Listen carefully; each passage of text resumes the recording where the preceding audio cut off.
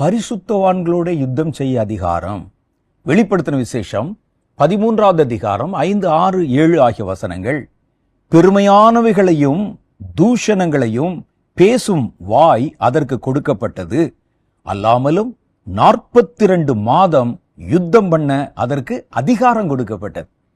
சண்டை போட. யாரோட சண்டை போட? பெரிய பெரிய வல்லரசுகளோடையா? அமெரிக்கா தேசத்தோடையா? இல்ல. வேதம் பாருங்க, அது தேவனை தூஷிக்கும்படி தன் வாயை திறந்து அவருடைய நாமத்தையும் அவருடைய வாசஸ்தலத்தையும் பரலோகத்தில் வாசமாயிருக்கிறவர்களையும் தூஷித்தது. மேலும் பரிசுத்தவான்களோட யுத்தம் பண்ணி.